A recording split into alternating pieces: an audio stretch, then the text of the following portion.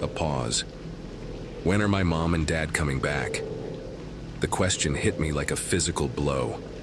I don't know, Joey, but right now I need you to be brave. Do you have food and water? Yeah, I made peanut butter sandwiches, and I've got juice boxes. Good. Stay away from the windows. Find a room where you can't be seen from outside. I'm in my closet. I made a fort with blankets. Rockets here, too. That's perfect, Joey. Very smart thinking. There's someone at the door. His voice dropped to a whisper. They keep banging. My heart raced. Stay very quiet, Joey. Don't make any noise. I think it's Mrs. Wilson from next door, but she sounds weird, like she's groaning. Don't open the door, Joey, no matter what. Okay. His voice trembled. When will help come? I closed my eyes, wishing I could give him the answer he deserved. I'm going to try to send someone to you as soon as possible, but it might take some time. Please hurry. I'm scared. I know, Joey. You're being incredibly brave. Just stay hidden and quiet. I will. Promise. I need to help other people too, Joey, but I'll check back on you, okay? Okay, bye. I disconnected, feeling sick to my stomach. Where could I possibly direct help for a 10-year-old alone? All emergency services were overwhelmed. Thomas wheeled over, showing me a news live stream. Downtown Rochester. A police barricade overwhelmed by infected. The camera zoomed in on one, a woman with a jaw hanging unnaturally. A bullet struck her shoulder, but she simply continued forward unaffected. An officer's baton strike to her temple dropped her instantly. Headshots, Thomas whispered. Only thing that works. Zombies, he said moments later, the word hanging between us. Actual freaking zombies. My console lit up again. 911, this is Officer Daniels at Rochester General Hospital. His voice was strained, punctuated by labored breathing. I've been bitten, left shoulder. Barricaded myself in the security office.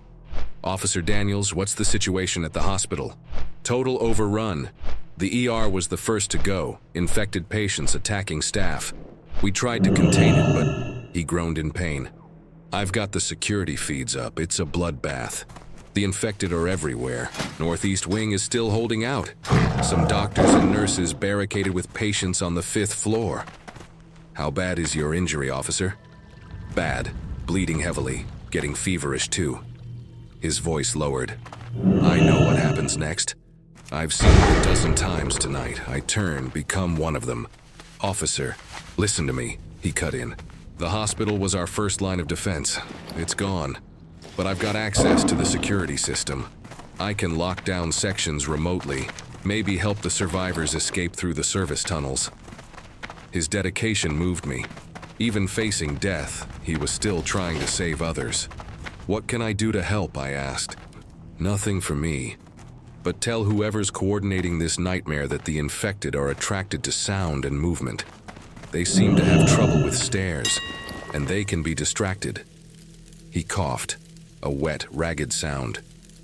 If the 5th floor group sets off alarms in another wing, they might draw enough away to make it to the tunnels.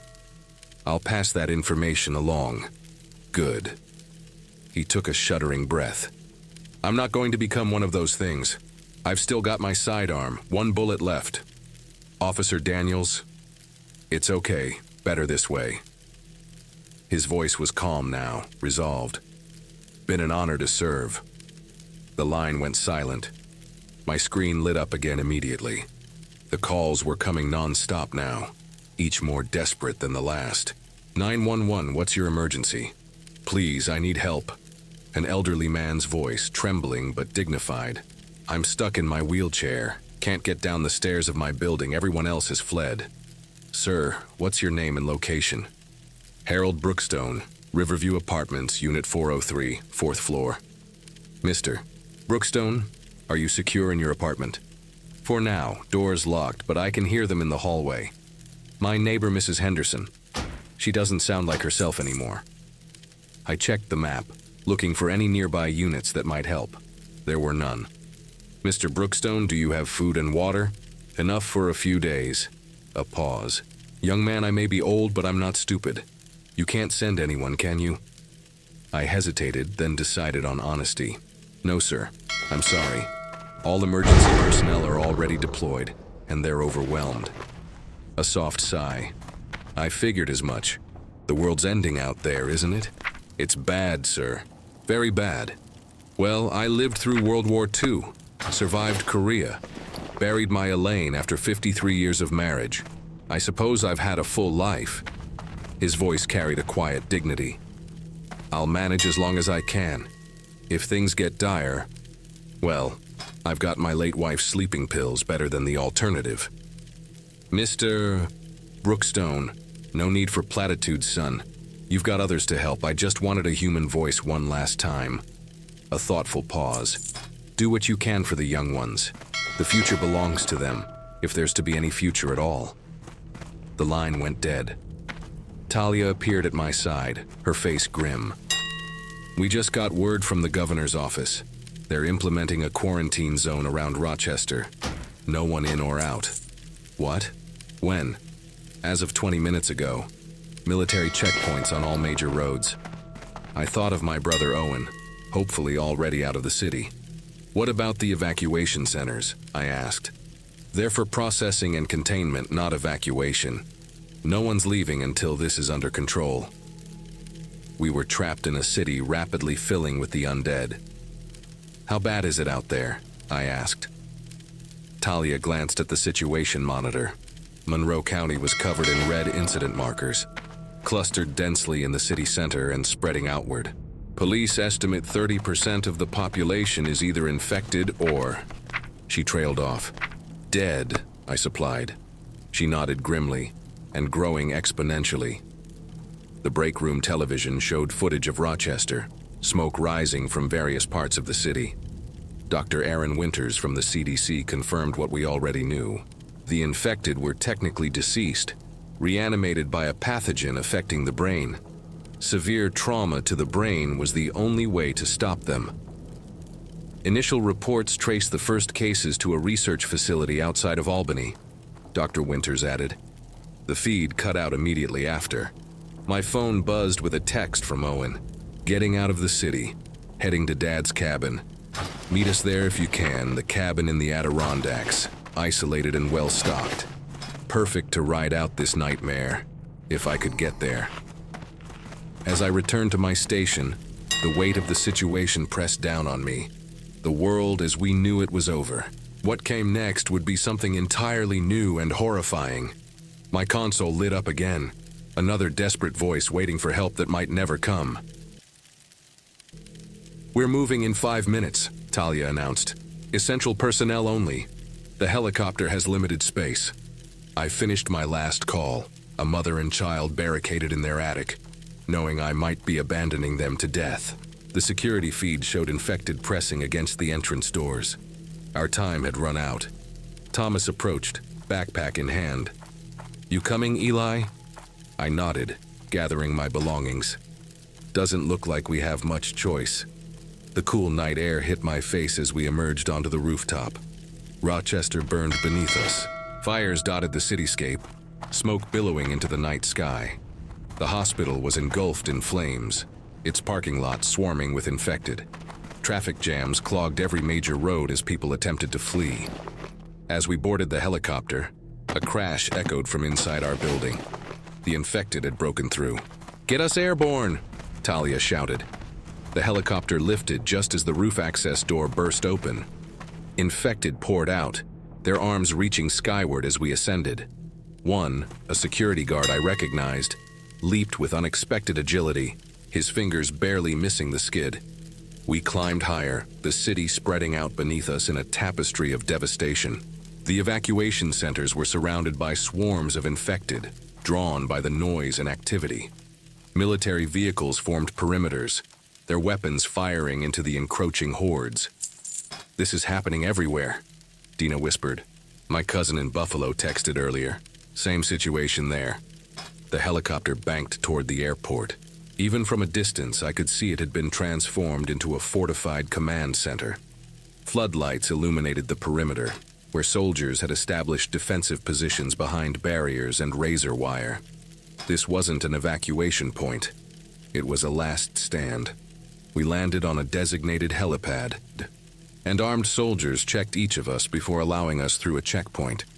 "Name and ID," demanded a stern-faced soldier. "Elijah Wells, Monroe County Emergency Services." "Follow the blue line to emergency communications." The airport terminal had been converted into a command center. Computer stations, communication equipment, and tactical maps replaced the usual seating areas. Military personnel moved with purpose, their faces set in grim determination. A colonel addressed us at our workstations. "Your job remains the same, but priorities have changed. We're no longer evacuating civilians. Our focus is on securing strategic locations and resources." "What about the people still out there?" I asked. He fixed me with a cold stare. "They're on their own now. We can't save everyone." His words hit me like a physical blow, but deep down, I'd already known this truth. The scale of the outbreak made conventional rescue impossible. I slipped away to a quiet corner and checked my phone. Still no service. The military had likely shut down civilian networks to prevent panic, or to control information. I thought of Owen, hoping he'd made it past the checkpoints before they locked everything down. The cabin in the Adirondacks seemed like a distant dream now. Talia found me and led me to a small office off the main floor. "I've been asked to select personnel for a special assignment," she said. "I'm putting your name forward." "What kind of assignment?" "A convoy is leaving at dawn, military escort. They're establishing a forward operating base in the Adirondacks." My heart jumped. "The Adirondacks?" She nodded. "It's remote, defensible. Natural barriers to slow the spread." She pulled out a map pointing to a location that made my breath catch. It was less than 20 miles from my father's cabin. "Why me?" I asked. "Because you're good at your job, and because I saw your personnel file. Your father's hunting cabin is near there, isn't it? Your brother might be heading that way. Look, Eli, this thing is bigger than any of us imagined. The infection has spread to every major city in the Northeast. We're talking millions of people." She lowered her voice. "The military is writing off the urban centers. They're focusing on establishing safe zones in rural areas, places they can actually defend. They're abandoning the cities." The implication staggered me. "The cities are already lost," she said simply. "Rochester, Buffalo, Syracuse, Albany, all reporting infection rates over 40%. By this time tomorrow, it'll be 70%. So what happens to everyone else? Those who survive will find their way to the safe zones. Eventually." Her expression was grim. "The convoy leaves at Oro 600. 4 vehicles heavily armed. If you want a spot, be at the east hangar." As I returned to the command center floor, a soldier was setting up a ham radio. "What's that for?" I asked.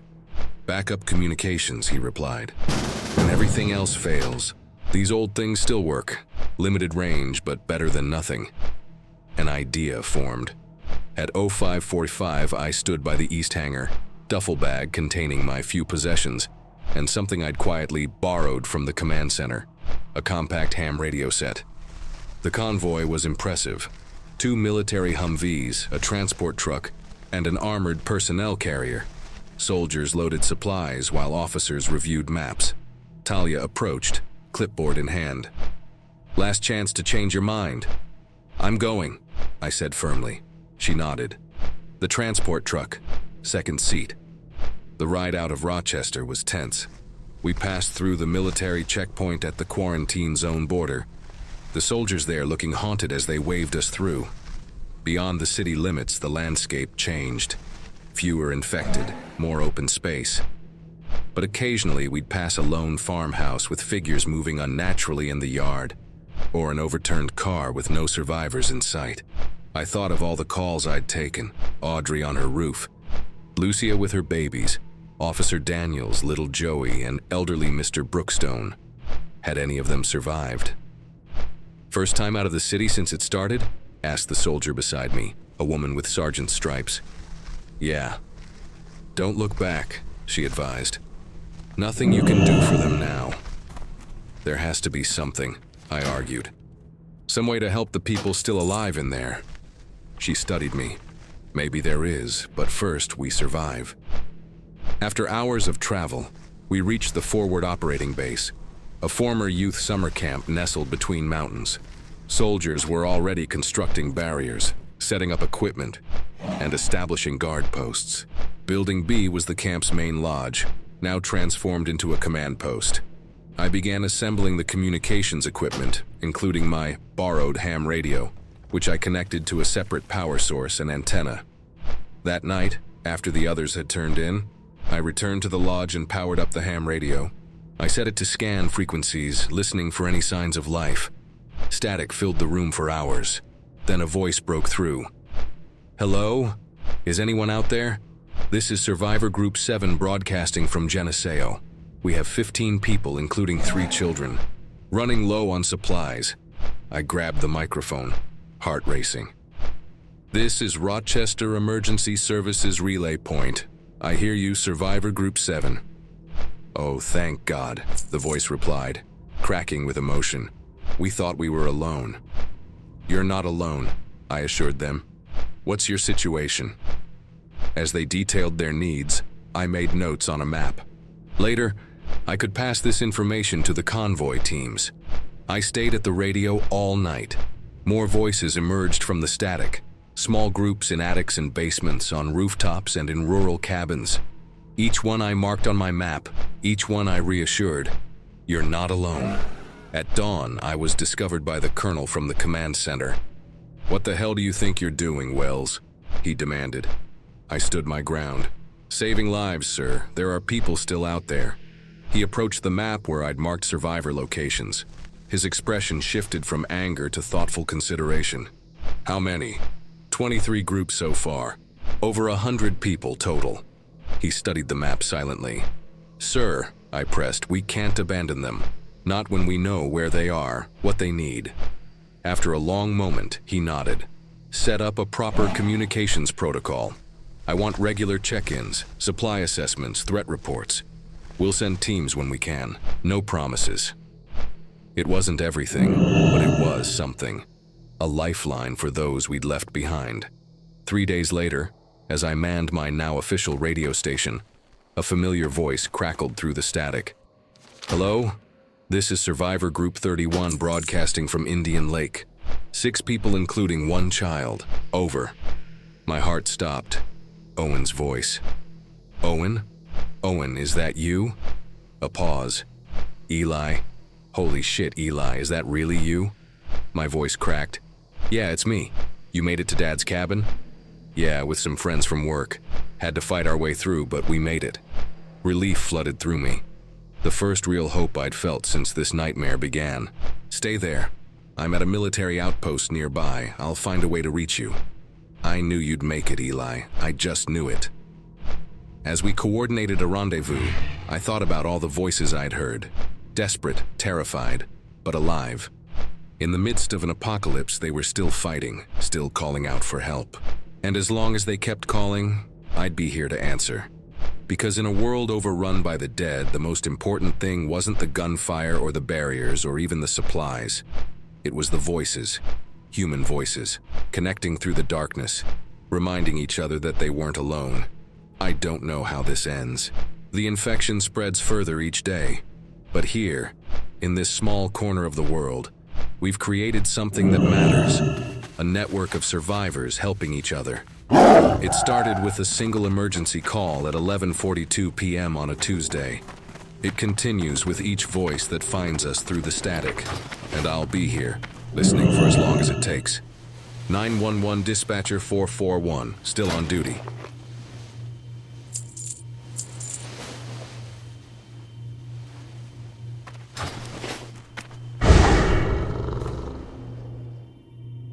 Hello, survivors. Thank you for taking the time to listen to the story. If you haven't already done so, please subscribe to our channel. We appreciate it, and thank you in advance. Please leave the name of the city you're listening from in the comments section below. It helps us see our reach in the community. Let's start the story. I used to track the worst people alive. Killers, smugglers, deserters. If someone skipped town, I'd find them. If someone put a price on a head, I'd collect it. The life of a bounty hunter meant I'd seen humanity at its darkest corners. Or so I thought. That crisp October morning started like any other job.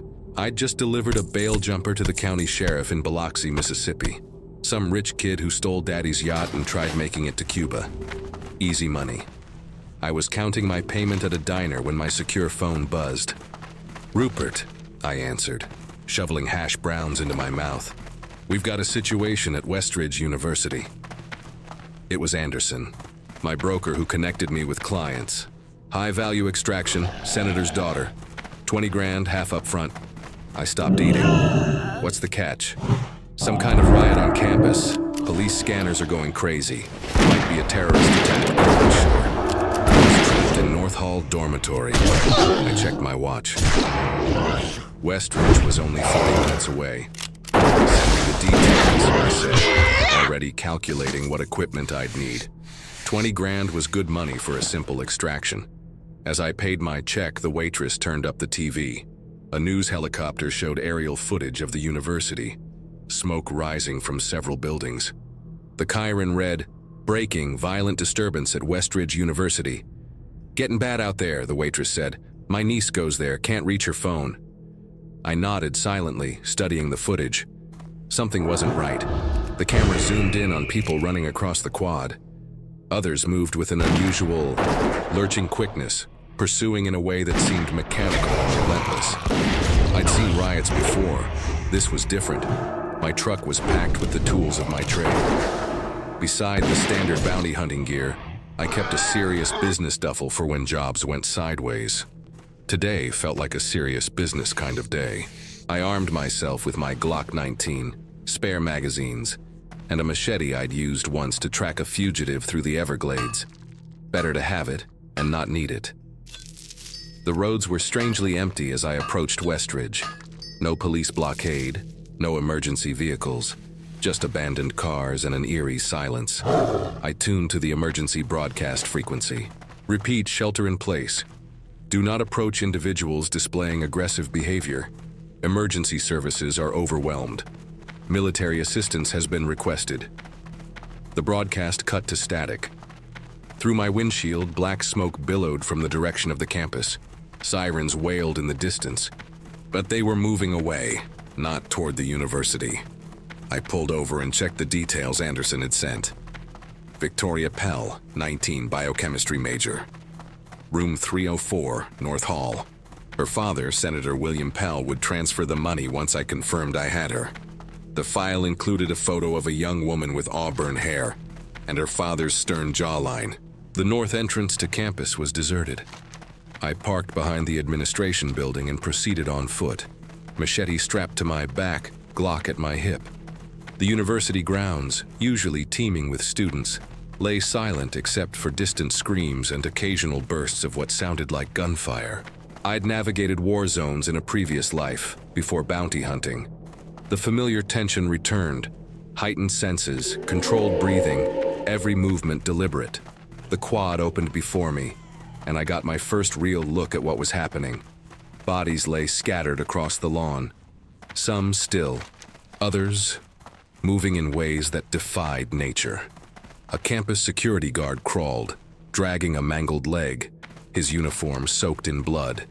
20 yards beyond him, a figure hunched over something, making wet, tearing sounds. The figure looked up as I approached, a middle-aged man in a professor's tweed jacket, his mouth and chin slick with blood. The skin around his face had taken on a grayish pallor, veins darkened and prominent beneath the surface. He abandoned his meal. God, had that been a person, and lurched toward me. The creature accelerated, moving with mechanical speed. I drew my Glock and fired twice. The rounds hit center mass, staggering him but not stopping him. Only when my third shot took off part of his skull did he finally collapse. The sound of gunfire carried across the quad, slicing through the eerie silence. Then came answering moans, dozens of them from every direction. Dark figures emerged from buildings, from behind trees, all driven by something beyond reason. "Blast," I whispered, holstering my gun. Shooting would only draw more. I needed to move quietly. North Hall stood across the quad, a 4-story brick building with blown-out windows. Between me and it were at least 30 of those things. Infected was the word my mind settled on. Or maybe the word from those movies, zombies. I circled wide, using the tree line for cover. More bodies appeared. Students, faculty, campus workers. Some torn apart, others relatively intact except for bite wounds and those distinctive vacant eyes. The infected moved with a disjointed rhythm, drawn to any sound or movement, but seemed to lose interest when stimuli disappeared. Reaching the dormitory's side entrance, I found the door propped open with a bloody textbook. The lobby was a battlefield. Overturned furniture formed makeshift barricades. Blood smeared the walls in long, dragging streaks. A hand-drawn sign pointed to the stairs with the message, Rue Faikong's extraction, scrawled in marker. I moved silently through the building, clearing each corner methodically. Second floor was clear. As I reached the third floor landing, glass crunched under my boot. A low moan answered from the hallway. 3 infected blocked the corridor to room 304. Former students, their college sweatshirts now dark with dried blood. One was missing an arm, the wound a ragged tear rather than a clean cut. They turned at the sound, their movements accelerating with startling speed. I drew my machete, quieter than gunfire. The first infected reached me, jaws snapping. I sidestepped and swung, separating its head from its shoulders in one clean stroke. The second grabbed my jacket, pulling with surprising strength. I slammed it against the wall and drove the machete through its eye socket. The third was on me before I could free my blade. We crashed to the floor, its teeth snapping inches from my face. The stench was overwhelming, rot and copper and something chemical I couldn't identify. I held it at bay with one arm while drawing my knife with the other, then drove the blade up through its chin. Breathing hard, I retrieved my machete and wiped the blade on the carpet. Room 304 was just ahead, its door ajar. "Victoria Pell?" I called softly, pushing the door open with my blade. The room was empty, bed overturned, window shattered. A trail of blood led to the bathroom. I tensed, preparing for another infected to burst out. Instead, I heard a muffled sob. "Victoria? I'm Rupert. Your father sent me." The bathroom door cracked open. A young woman peered out, eyes red-rimmed from crying, hair matted with someone else's blood. "My father?" Her voice was rough, barely audible. "Senator Pell, I'm here to get you out." She stepped out of the bathroom, revealing where she'd built a makeshift barricade inside the tub. A softball bat stained with dark matter lay beside her. "My friends call me Victoria," she said automatically. "How do I know you're really from my father?" Smart girl. Trust no one in a crisis. I showed her the secure phone with her father's contact information. "Call him if you want, though reception's spotty at best." She studied me, weighing her options. Finally, she nodded. My roommate turned. I had to. She gestured to the bat. "Pack light," I said. "We move fast. Stay close." She grabbed a backpack while I checked the hallway. Clear for now, but I could hear movement on the floors below. More infected drawn by our earlier struggle. "What's happening?" she whispered as we moved toward the stairs. "Is it a virus?" "I don't know," I answered honestly. "But whatever it is, it's spreading. Your father wants you somewhere safe." The roof access door was locked. I could pick it, but that would take precious minutes we didn't have. I opted for the direct approach, kicking near the handle until the frame splintered. The university grounds stretched before us in the mid-morning sun, the scene below like something from a nightmare. Infected wandered across the quad, clustering thicker where the living had recently passed. Smoke rose from the science building. In the distance, military helicopters circled. The sign said extraction, Victoria pointed out. Others were headed here for rescue. I scanned the roof. Empty water bottles, cigarette butts, a bloody handprint on the ledge. "They're gone." Her face fell. "So what's the plan?" Before I could answer, the stairwell door banged open. 3 infected stumbled onto the roof, followed by more. Among them, I recognized the security guard from the quad, his mangled leg leaving a bloody trail as he dragged himself forward. His skin had that sickly gray color, eyes empty and hollow as he pulled himself forward with unsteady movements. I grabbed Victoria's arm and pulled her toward the building's edge. The adjacent dormitory was slightly lower, maybe a 10-foot gap between buildings. "We're going to jump," I said, holstering my weapons. "Don't think. Just follow me." "Are you crazy?" Her eyes widened in panic. The infected were closing in, their collective moans rising in pitch as they spotted us. "Trust me," I said, gripping her shoulder. "It's jump or die." Victoria looked back at the approaching horde, then squared her shoulders. "Okay." I backed up a few steps, ran, and launched myself across the gap. I landed hard on the neighboring roof, rolling to absorb the impact. Victoria followed, her jump shorter than mine. She hit the ledge and started to slip backward. I lunged, catching her wrist before she could fall. As I pulled her up, I heard glass shatter below.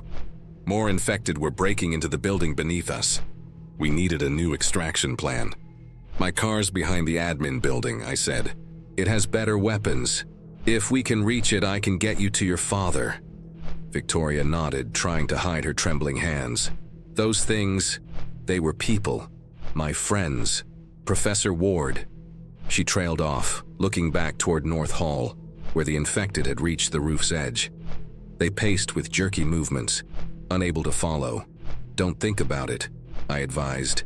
"Focus right now on surviving." We found the roof access for this building unlocked. I led the way down, machete ready.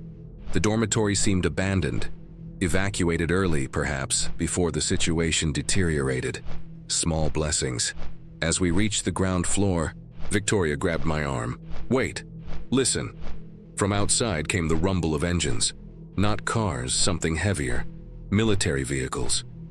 We peered through the lobby doors. 3 Humvees had formed a perimeter at the campus entrance.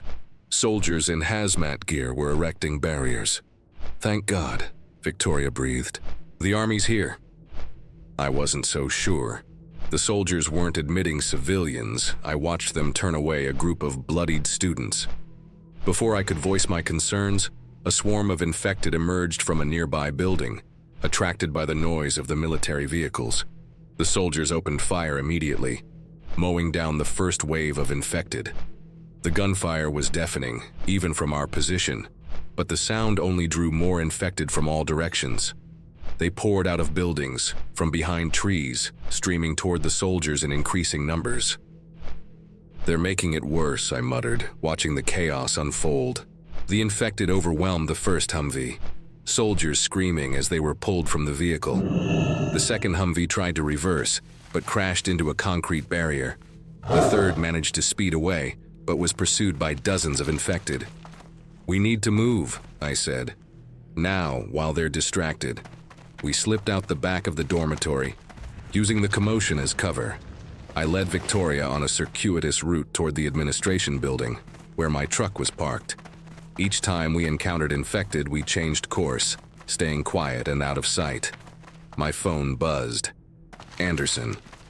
"Tell me you have the girl," he said without preamble. "I do. But extraction's complicated. Military presence at the north entrance just got overrun." "Forget north. Every entrance is being sealed. Senator Pell pulled strings. There's a National Guard chopper coming for his daughter. Landing zone is the baseball field in 20 minutes. "Copy that." I turned to Victoria. "Change of plans. Your father arranged a helicopter. We need to reach the baseball field." Hope flickered across her face. "That's on the south side, at least half a mile from here." Half a mile through infested campus. Not ideal. "We're going to my truck first," I said. "I have something that will help us." We reached the administration building without incident. My truck sat where I'd left it, undisturbed. I unlocked it quickly, reaching behind the seat for my rifle case. "What's that?" Victoria asked as I assembled the weapon. "Remington 700 with a suppressor," I explained, checking the scope. Silent enough not to draw every infected in the area. Accurate enough to clear a path if needed. I slung the rifle over my shoulder, grabbed additional ammunition, and led Victoria toward the baseball field. The sun had reached its zenith. Noon already.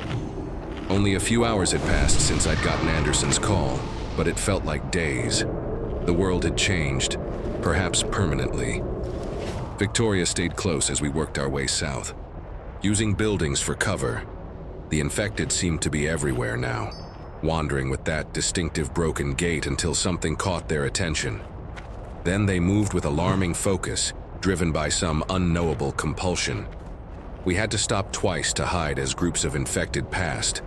Once, crouched behind an overturned food cart, I watched a young woman in a torn cheerleader uniform sink her teeth into a screaming man's neck. The sight carved itself into my memory, her blank expression, his eyes wide with disbelief as his blood pulsed onto the concrete. "Don't look," I whispered to Victoria, but she was already staring, her face pale with horror.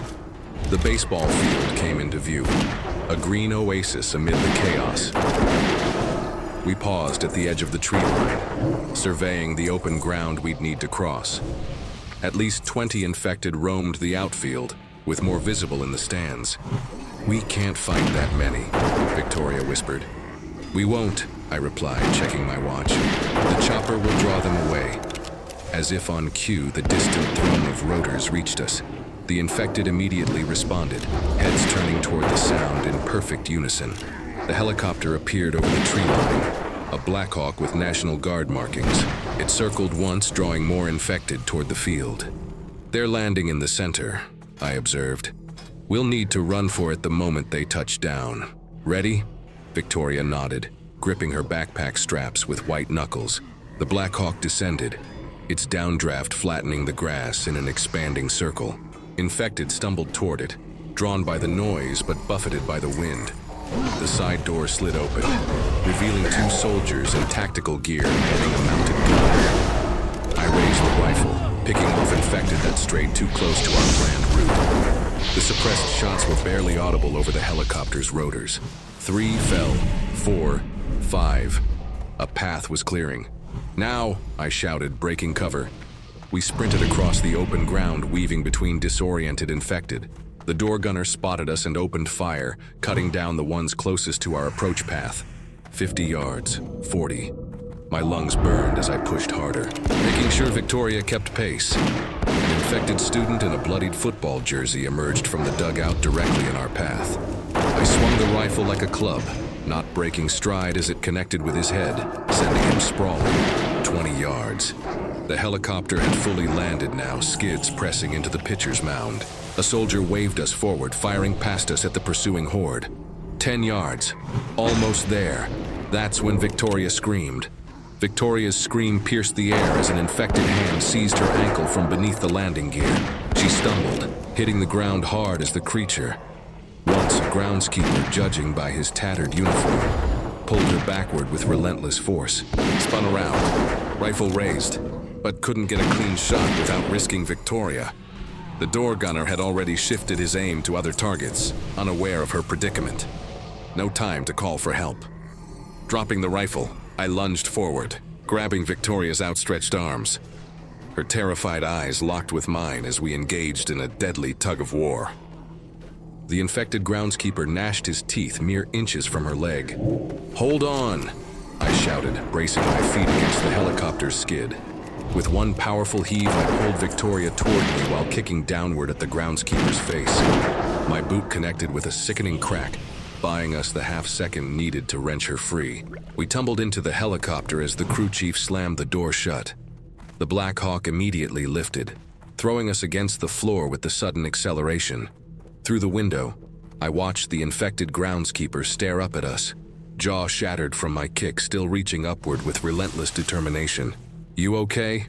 I shouted to Victoria over the rotor noise, scanning her legs for any wounds. She nodded, breathless and trembling. He didn't break skin. The relief flooding through me was unexpectedly intense. This was supposed to be just another job, another payday. When had I started caring so much? The crew chief approached, his face tense beneath his helmet.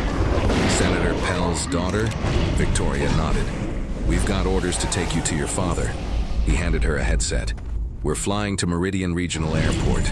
It's being converted to an evacuation center." "My father's there?" she asked, adjusting the headset. The soldier hesitated. "Communications are spotty. Last we heard, he was en route." I donned a headset of my own, leaning toward the cockpit. "What's the situation beyond the campus?" The pilot glanced back, his face tense. It's spreading faster than anyone expected. Major cities throughout Mississippi reporting similar outbreaks. Military's establishing safe zones, but he trailed off, focusing on his controls. Victoria gripped the edge of her seat as the helicopter banked sharply. Below us, Westridge University diminished in size, but the chaos was clearly spreading. Smoke billowed from multiple buildings across town. Cars jammed the highways leading out of the city, creating perfect targets for the infected gathering around them. "My God," Victoria whispered, staring down at the nightmare landscape. "It's everywhere." The Black Hawk maintained a steady course toward Meridian, about 60 miles northeast. Through my headset, I could hear fragments of military communications, distress calls, containment failures, retreat orders. None of it sounded promising. Halfway to Meridian, the crew chief received a transmission that made his shoulders stiffen. He spoke quietly to the pilots, then turned to us. "Change of plans. Meridian's perimeter has been breached. We're diverting to Jackson Evers International." "That's in the opposite direction," I pointed out. "It's got better security measures. Military's converting it to the primary evac center for the state." Victoria leaned forward. "What about my father? He's expecting me at Meridian. All government officials are being redirected to Jackson Evers. He'll be there." I didn't miss the uncertainty in his voice. Communications were clearly deteriorating. For all we knew, Senator Pell might not have made it out of Washington. The helicopter banked again, adjusting course for Jackson. Below us, rural Mississippi rolled past, deceivingly peaceful from this height. Occasionally, we'd spot isolated incidents. A farmhouse surrounded by shambling figures, a rural highway dotted with abandoned vehicles, a gas station engulfed in flames. "How does it spread so quickly?" Victoria asked quietly, eyes fixed on the scene below. "People panic," I replied. "They run, they hide. They carry the infection with them." I'd seen it before in war-torn countries. How chaos moves like a shockwave. How structures of order collapse almost instantly once critical systems fail. The outskirts of Jackson came into view, and any hope of finding normality evaporated. The city was in the early stages of collapse. Traffic gridlocked every major street. Police barricades had been established at key intersections, but many appeared overrun. Fires burned unchecked in several neighborhoods. "Jackson Evers, this is Blackbird 7 requesting landing clearance," our pilot radioed. Static answered, then a harried voice. "Blackbird 7, be advised we are at critical capacity. Landing pad 3 is available. Approach from the southeast to avoid civilian crowds at the main terminal." As we circled the airport, the situation below became clear. The military had converted the airfield into a massive evacuation center. Z-130 transport planes lined one runway. Helicopters buzzed like insects, ferrying in survivors. The main terminal heaved with thousands of people, while soldiers maintained a perimeter with armored vehicles. But the perimeter was under pressure. Crowds of civilians pressed against the fences, begging to be let in. Beyond them, infected roamed in growing numbers, drawn by the noise and movement. "It's not gonna hold," I muttered. Our helicopter descended toward a small landing pad near a private terminal. As we touched down, I noticed armed guards everywhere, their eyes scanning constantly for threats. These weren't just soldiers. Some wore suits and earpieces, Secret Service. The crew chief slid open the door. Senator Pell's daughter and her escort. "Get them inside." 2 agents approached as we disembarked. "Victoria Pell?" one asked, barely glancing at his clipboard. "Yes," she replied. "Where's my father?" "This way," the agent said, avoiding the question as he led us toward the terminal building. Inside, the luxurious private terminal had transformed into a frantic command center. Military personnel and government officials crowded around communication equipment, urgency in every movement. Large monitors displayed news feeds from across the country, each showing similar scenes of collapse. "Wait here," the agent instructed, directing us to an area with folding chairs. "Someone will come for you shortly." As he walked away, Victoria grabbed his arm. "My father, where is he?" The agent hesitated. "We're still confirming his whereabouts. Please wait here." When he was gone, Victoria turned to me, eyes wide with fear. Something's wrong. They would know where he is. I nodded, scanning. The tension was palpable. Officers barked orders with increasing urgency. One monitor showed footage of the White House briefing room, the presidential seal prominent but no president visible. Stay here, I told Victoria. I'm going to find out what's happening. Moving casually through the room, I positioned myself near a communications station where a colonel was receiving updates. Confirmed reports from Montgomery, Birmingham, Atlanta, a technician was saying. All reporting level 1 outbreak conditions. What about DC? The colonel demanded. The technician hesitated. Last transmission indicated evacuation of key personnel was underway. Most cabinet members accounted for, but what, Lieutenant?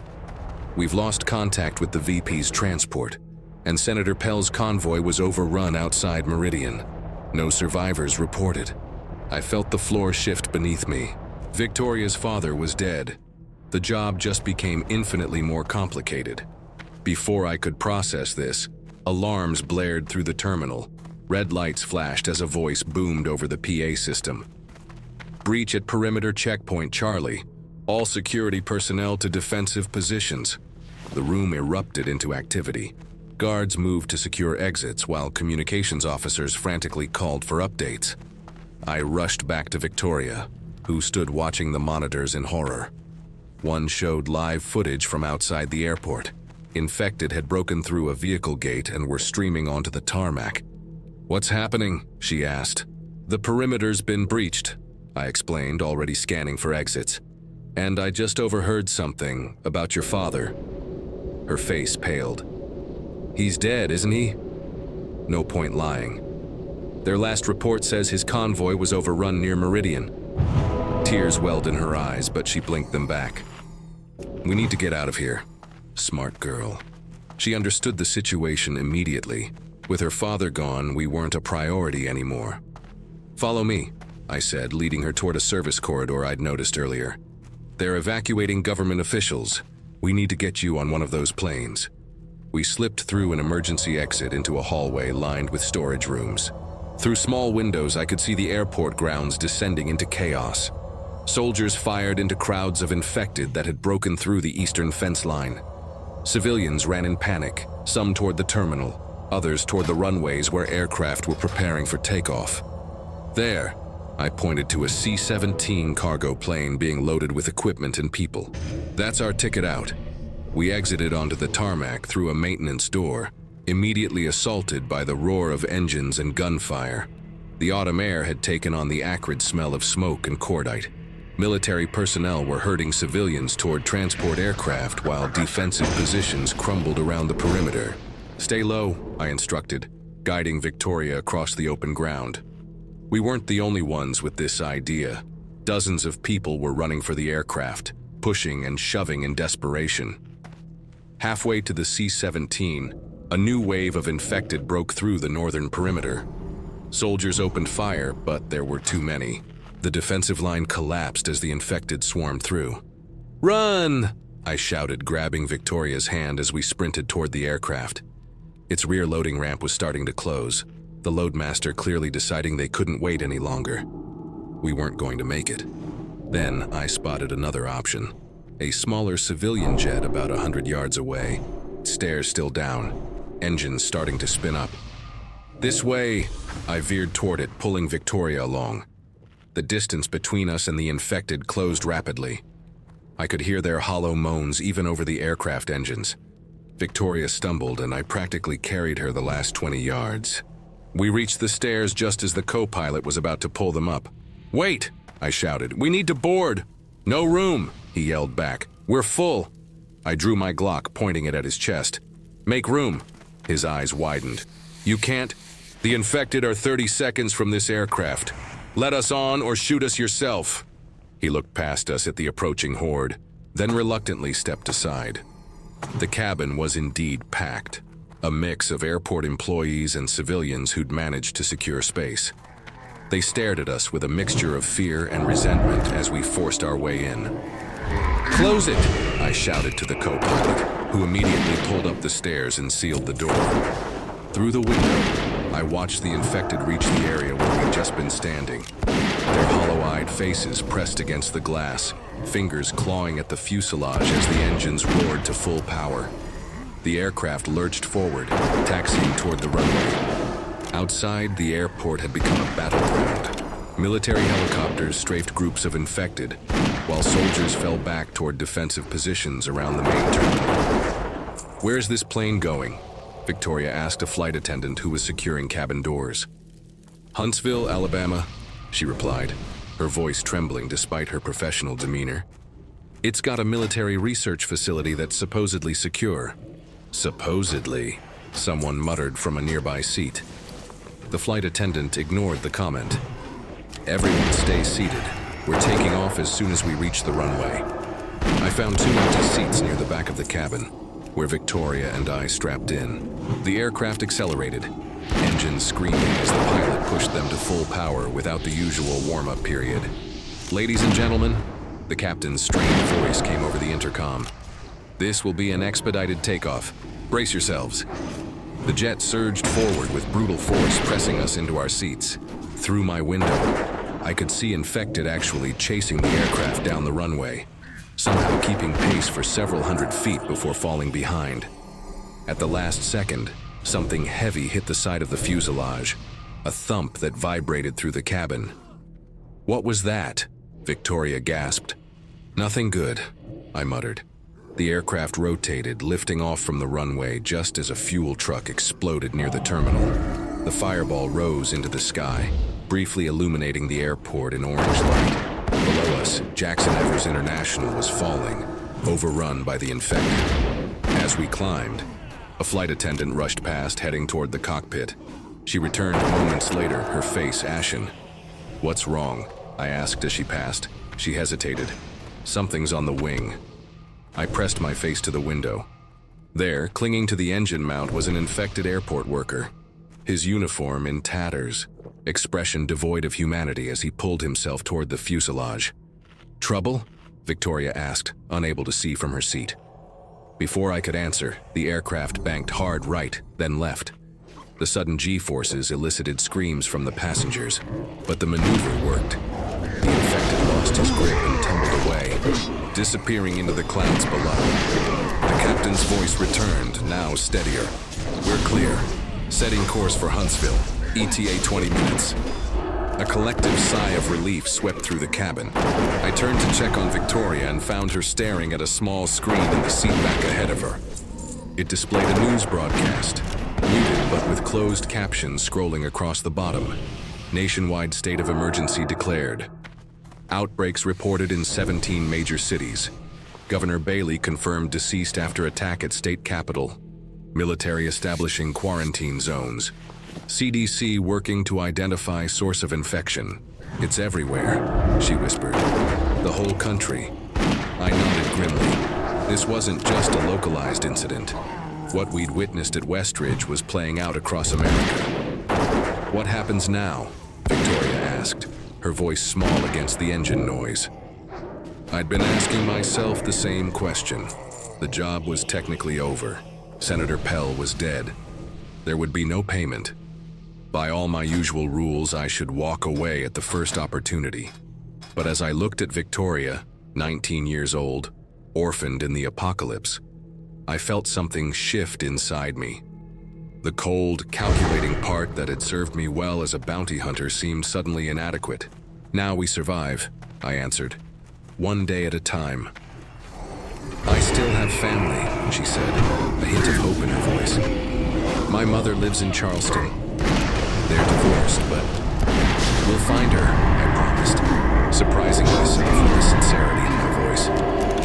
"Once we get to Huntsville and figure out what's happening, we'll find a way to Charleston." Victoria studied my face, perhaps searching for deception. "Why would you help me? The job's over." A fair question, one I wasn't entirely sure how to answer. "Let's just say the rule book got thrown out somewhere between those infected professors and that thing on the wing," I replied. "The world changed in what, 6 hours? Maybe I did too." She managed a small smile, the first I'd seen from her. "Thank you, Rupert." The aircraft began its descent into Huntsville, the city lights visible through patchy clouds. From this height, it looked almost normal. Almost. But I knew better. What we'd witnessed today was just the beginning. The infection was spreading exponentially. Governments were collapsing. The old world was dying while something new and terrible took its place. As we prepared for landing, I found myself mentally cataloging resources, safe routes, defensible positions. All the skills I'd honed hunting fugitives, now repurposed for a different kind of survival. The wheels touched down with a jolt, bringing us to Alabama and whatever awaited us there. Through the window, I could see military vehicles and armed personnel surrounding the runway. This place was still holding, at least for now. "Stay close to me," I told Victoria as the aircraft taxied toward a hangar. "Whatever happens next, we stick together." She nodded, her jaw set with determination despite the fear in her eyes. I'd spent years tracking the worst people alive. Killers, smugglers, deserters. If someone skipped town, I'd find them. If someone put a price on a head, I'd collect it. Now I had a new mission. Keep this girl alive. Help her find her mother. Navigate a world gone mad. No money, no contract, just a promise made in the sky above a disintegrating civilization. The aircraft door opened, revealing the night air of Huntsville. Cool, clear, and for the moment safe. As we stepped onto the metal stairs, I scanned the perimeter for threats out of habit. Victoria paused, looking back at me. "Do you think we'll ever go back to normal?" I thought about the infected, about their vacant eyes and restless hunger, about how quickly order had collapsed, about all we'd witnessed in a single day. "No," I answered honestly, "but we'll find a new normal, and we'll survive it together." The first 12 hours of the apocalypse were behind us.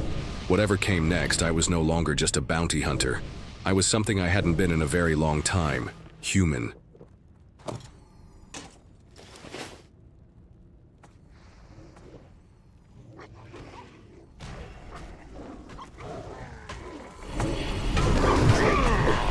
Hello, survivors.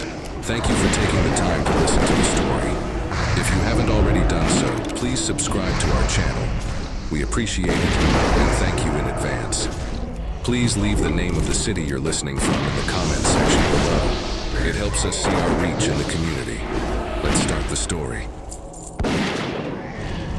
Guess it's funny how you don't realize you're special until it's too late. Not that I ever thought of myself as special. Name's Ray Caldwell. Just another construction worker from Syracuse. 36 years old, no wife, no kids, no pets. Just me, my toolbox, and a one-bedroom apartment that I barely spent time in. The renovation project downtown consumed my weekdays. Gutting the interior of an old department store, transforming it into luxury apartments no one working in this city could afford. That morning, amidst the percussion of power tools and construction dust, Mason burst through the temporary plywood doorway, face drained of color. "Turn on the radio," he gasped, gripping the doorframe for support. "Something's happening. People attacking each other.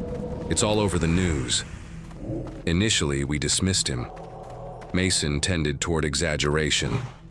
But when he switched on his truck radio, our laughter died in our throats. Emergency broadcasts, reports of violent assaults spreading across the Northeast, authorities urging people to remain indoors. "Probably some new drug," said Rick, the electrician. "Bath salts or something." I nodded, though something felt wrong.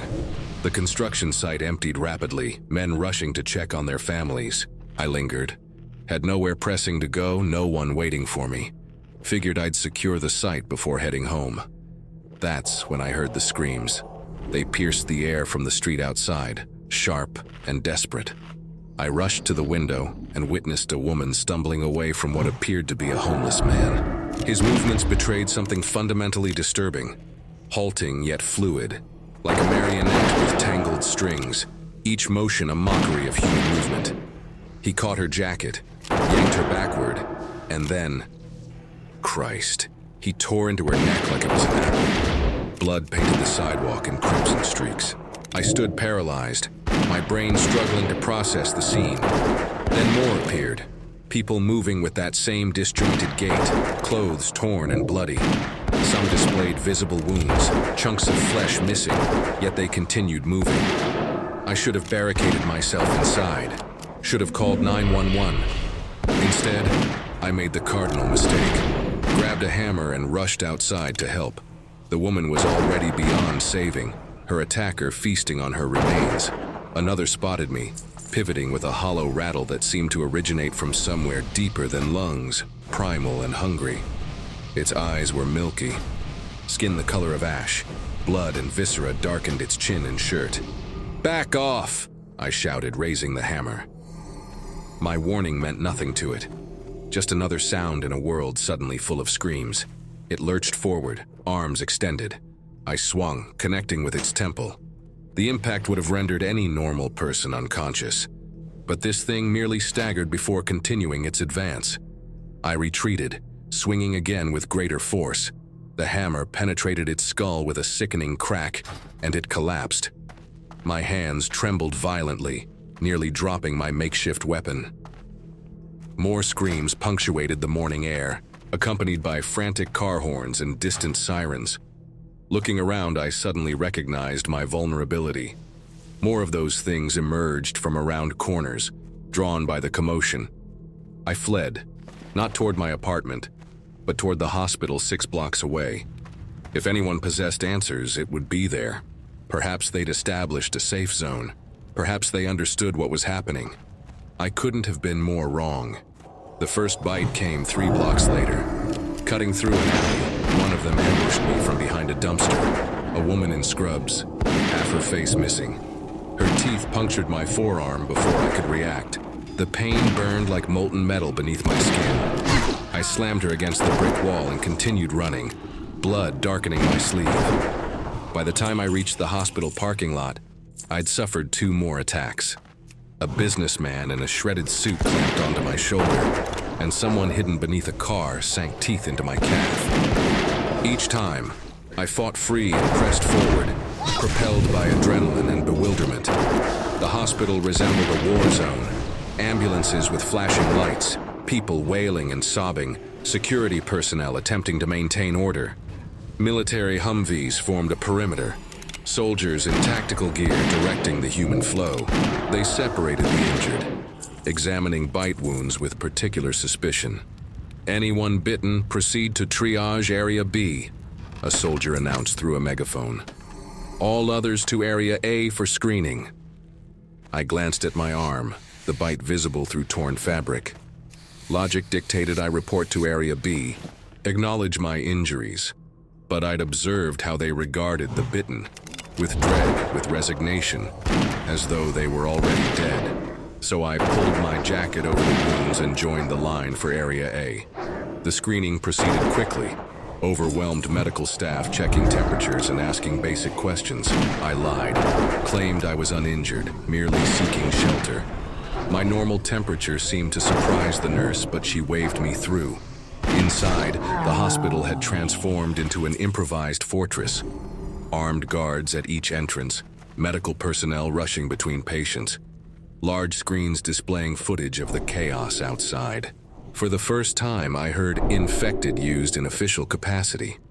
Some reporters even mentioned "zombie," though most preferred violent individuals exhibiting rabies-like symptoms. Hours passed. I sat observing, waiting for fever to claim me. That's what happened to others who'd been bitten. Elevated temperature. Convulsions then. Transformation. Becoming one of those things. Yet nothing happened to me. The bites throbbed painfully, but no fever manifested, no delirium, no metamorphosis. By early afternoon, a military doctor noticed my blood-soaked sleeve when I reached for water. He approached cautiously. "Sir, are you injured?" I hesitated, then slowly revealed the bite. It was grotesque. Deep punctures surrounded by discolored flesh. But the bleeding had mostly ceased. His eyes widened. "When did this happen?" "About 4 hours ago." He checked my temperature, examined my eyes, tested my mental acuity, then summoned another doctor, and another. Soon, medical personnel and military officials surrounded me, staring as though I were a scientific anomaly. "He should be turning by now," one doctor whispered. could be delayed onset, another suggested. Or he could be immune, said a third, a woman in a CDC jacket who studied me intently. That word, immune, altered everything. Suddenly, I wasn't invisible. I was valuable. Dr. Abernathy, the CDC physician, escorted me to a secure room where they collected blood samples, swabbed my cheek, photographed my wounds. Questions about my medical history, family, and lifestyle bombarded me from all directions. This could be significant, Dr. Abernathy said, barely containing her excitement. If your body naturally resists the infection, your blood might help develop treatments, potentially even a vaccine. For the first time in my unremarkable life, people looked at me as though I mattered, as though I wasn't just another anonymous construction worker. I potentially held the key to combating this epidemic. Then the hospital shuddered with an explosion. Alarms wailed. Through the window, I watched one of the barricades collapse. The infected poured through the breach, a wave of contorted bodies and grasping hands. Soldiers opened fire, the percussion of automatic weapons adding to the bedlam. "We need to evacuate," Dr. Abernathy said, gathering her samples. "A helicopter's coming for essential personnel and supplies. You're included." 2 soldiers arrived as our escorts, Corporal Beetle and Private Forrest. Beetle, older and battle-hardened, carried himself with the quiet confidence of a veteran. Forrest appeared barely out of his teens, visibly nervous but maintaining composure. "Stay between us," Beetle instructed as we navigated the corridors. "Doc, lead the way." The hospital had dissolved into chaos. Medical staff evacuating patients, soldiers establishing defensive positions, civilians clamoring for escape. Through windows and doorways, I witnessed the infected overwhelming the outer perimeter. We reached the stairwell when another explosion rocked the building, closer this time. The lights failed, emergency systems bathing everything in blood-red illumination. "They're in the building," Forrest said, voice breaking. "They shouldn't move like that. Dead limbs shouldn't carry them so fast." An announcement blared. "All personnel be advised. Airlift extraction temporarily suspended due to hostile activity in the landing zone. Proceed to secondary evacuation points." Beetle swore quietly. "New plan. East exit. Aim for the military convoy on Harrison Street." Dr. Abernathy nodded, clutching her precious samples. "We must protect him," she said, glancing my way. "His immunity might be our only hope." Her words unsettled me deeply. He's a person worth saving, but he's an asset requiring protection. I'd gone from being a shadow to being a specimen, yet somehow remained less than human. We descended 3 flights before encountering trouble. The 4th floor door stood open, revealing a corridor teeming with infected. They turned at our arrival, movements synchronized like a collective organism. A dozen pairs of clouded eyes fixed upon us.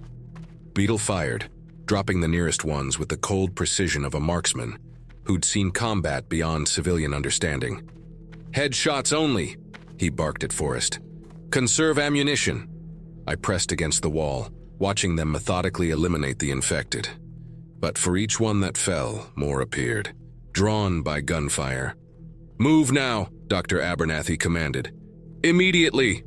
We ran, pursued by growls and moans. Down another flight, through a cafeteria strewn with overturned furniture and abandoned meals. Beetle led. Forrest guarded our rear, with me and Dr. Abernathy centered between them. We approached the east exit when Forrest's scream shattered our focus. Turning, I witnessed an infected clinging to his back, teeth buried in his neck. Blood pulsed from the wound as he struggled to dislodge his attacker. Beetle fired, the infected dropped, but Forrest's fate was sealed. He collapsed to his knees, hands pressed against the flowing wound. "Go," he gasped. "I'll hold them."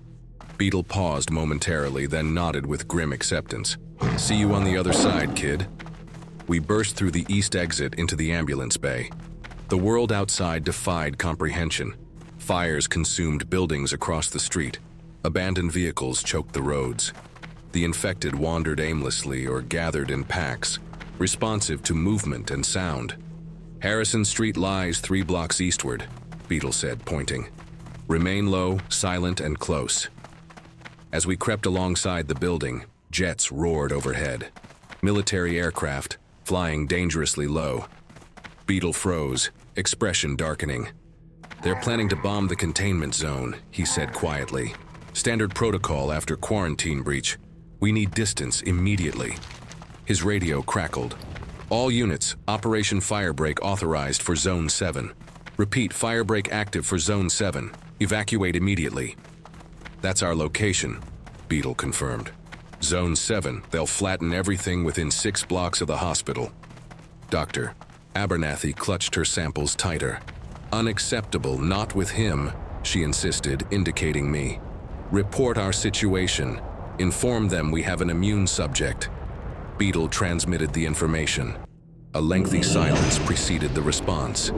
"Operation Firebreak temporarily suspended for Zone 7. Extract the immune subject if possible.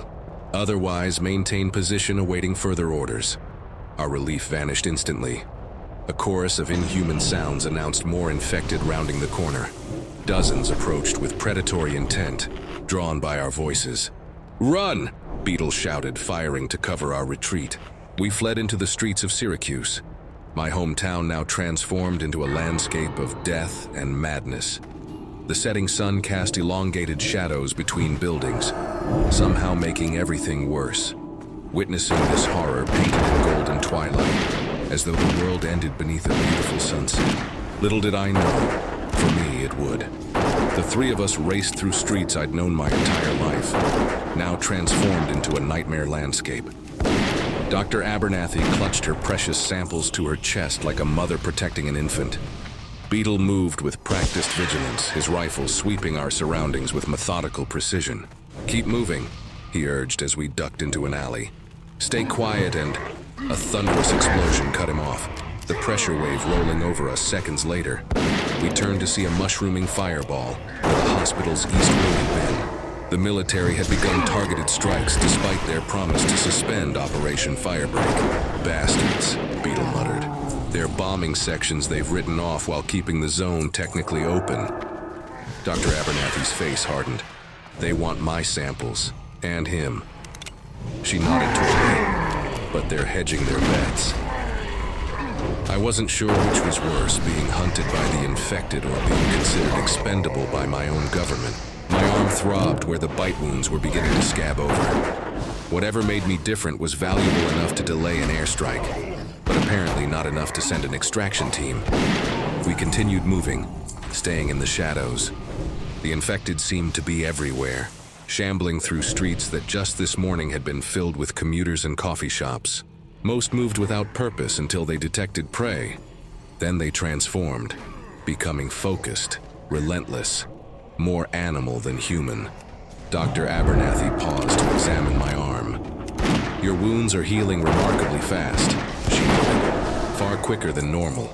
Your immune system must be extraordinary." "Does that help you understand why I'm immune?" I asked. She shook her head. "Without proper equipment, I can only speculate. Could be genetic factors, previous exposure to something similar, or pure biological luck." Beetle's radio crackled with a transmission. "All units in Zone 7. Primary extraction at Grant Park in 45 minutes. Secondary extraction point at water treatment facility on River Road. Confirm receipt." He pressed the transmit button. "Corporal Beetle confirming. 1 CDC personnel and 1 immune civilian en route to water treatment facility." "Confirmed, Corporal. Authentication code Sierra Tango 94. Water treatment facility extraction at 19:30 hours." Beetle checked his watch. "Just over an hour. The water plant is on the northwest edge of the zone." I knew the place. A modern facility built 5 years ago, situated beside the river with high concrete walls and security fencing, easily defendable, with open areas where helicopters could land. "We need to cross McAllister Bridge to get there," I said. "It's the only direct route." Beetle nodded grimly. "Bridges are choke points. Every infected in the area will be drawn to the activity." McAllister Bridge loomed ahead, its span crowded with abandoned vehicles. In normal times, it would be a 10-minute walk across. Today, it looked like a gauntlet of death. Infected wandered between cars, some feeding on victims trapped inside. others simply waiting for new prey. "There," Beetle whispered, pointing to a service door at the bridge's base. "Maintenance access. Should lead to a catwalk under the bridge." The door was locked, but Beetle made short work of it with a pry bar from his pack. The catwalk was narrow, a metal walkway barely 3 feet wide with a simple handrail separating us from a 70-foot drop to the river below. We moved carefully, the aging structure swaying slightly with each step. Halfway across, Dr. Abernathy gasped in pain, clutching her side. Blood seeped between her fingers, staining her white lab coat. "You're hit," I said, moving to support her. "Shrapnel," she admitted. "When the hospital was bombed, it's nothing." But her pallor suggested otherwise. The wound had been steadily bleeding, hidden beneath her coat while she pushed through the pain. Above us, the sounds of combat erupted on the bridge. Gunfire, screams, the distinctive growl of infected in pursuit. Something heavy crashed onto the catwalk 30 feet ahead, the impact sending vibrations through the entire structure. An infected security guard had fallen through a gap in the bridge, landing on the catwalk. It rose shakily, disoriented but unharmed by the fall that would have killed or incapacitated a normal human. Its milky eyes locked onto us, lips pulling back in a snarl. "Behind me," Beetle ordered, raising his rifle. The infected charged with that unnatural speed they all possessed. Beetle's shot caught it in the shoulder, spinning it into the railing. For a moment it teetered on the edge before regaining balance and continuing its advance. A second shot took it in the head, dropping it permanently. The gunfire echoed across the water, drawing attention from above. Faces appeared at the gaps in the bridge, the infected peering down at the source of the noise. "Move," Beetle urged. "Before more, follow that one down." We hurried forward, stepping over the corpse. The catwalk ended at another service door, this one mercifully unlocked. We emerged on the far side of the bridge just as more infected began dropping onto the catwalk behind us. Dr. Abernathy was struggling now, her breathing labored.